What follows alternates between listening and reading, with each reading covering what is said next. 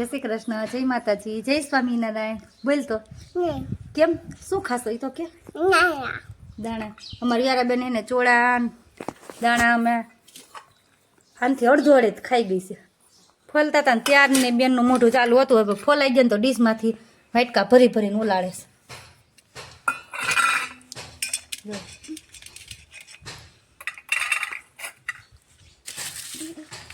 આમ બધા જોવે છો લઈ આવીને ટીચર જોવે છો. ટીચર ખીજાય, ટીચરને કહી દેવું છે તું ભણવા જાશો ને એ ટીચર આપણો આ વિડીયો જોશે ને તો એમ કહે કે વ્યારાબેન તોફાન કરે પછી ટીચરને એવું કહીશ આને મારજો, ખીજાઈ જો એમ કેવું કાલ જોતું. ખીજાય છે ને ટીચર? હા. તોફાન કરી તો ખીજાય ને. મારા વ્યારાબેનને તો છે ને તોફાન જ કરવા હોય. જો ચાલુ જ હોય. જો વાસણ પસાડીશ હવે.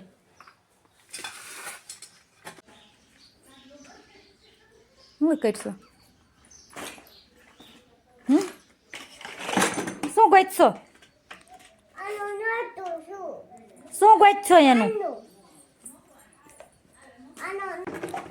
કે કહીશે જો રમકડા માડા આવડા કર્યા એટલે મળે.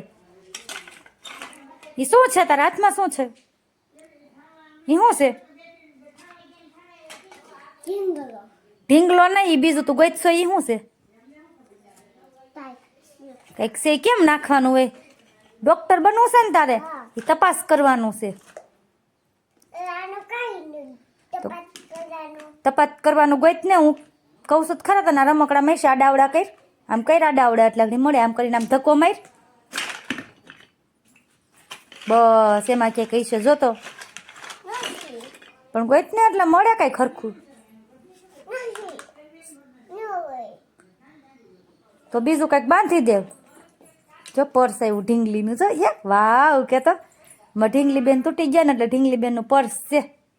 રાખ્યો છે અમારે વ્યારાને રમમાં. કામ વ્યારું વ્યારા પ્રમાણે પર્સ નાનું થાય છે પણ નાનું થયું. એમાં શું ભરીશ તું? એ કંઈ ખુલે નહીં હો. એ ન ખુલે. તો એ ગૂંથેલું હોય એ ન ખુલે.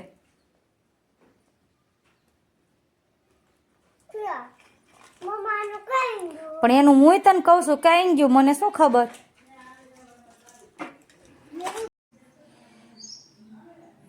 હેલો મિત્રો, જો આપણે આજે બનાવવાનું છે કેપ્સિકમનું શાક. તો જો ટમેટા આપણે ચોપરમાં મસ્ત ગ્રેવી જેવું થઈ ગયું છે. કાંદા ચોપરમાં કાપી લીધા છે. અને અહીંયા કેપ્સિકમ મેં નાના નાના ટુકડાના કટ કરી નાખ્યા. જો નાના નાના ટુકડા જ કર્યા છે, બહુ મોટા નથી કર્યા. તો ચાલો બનાવી નાખીએ આપણે કેપ્સિકમનું શાક. અને આમાં મેં ચોપરમાં કટ કર્યા કાંદાથી આદું અને લસણ ને બધું નાખી દીધું, મિક્સ કરી દીધું છે. એટલે ડાયરેક્ટ સીધો વઘાર જ કરવાનું છે બધાનું. અને આપણા રેગ્યુલર મસાલા. તો ચાલો બન્યા રહેજો આગળ. હેલો મિત્રો, જો આપણું મસ્ત એવું કેપ્સિકમનું શાક બનીને રેડી થઈ ગયું છે. જો મસ્ત ગ્રેવીવાળું. તો ચાલો બધા પહોંચી જાઓ કેપ્સિકમનું શાક ખાવા. તમે બનાવ્યું કે નહીં? ન બનાવ્યું હોય તો એકવાર જરૂર ટ્રાય કરજો. અને ટ્રાય કરીને કોમેન્ટમાં કહેજો કે કેવું બને છે. અને જે લોકો બનાવતા હોય તે પણ કોમેન્ટ કરીને કહેજો કે તમને ભાવે છે કે નહીં કેપ્સિકમનું શાક.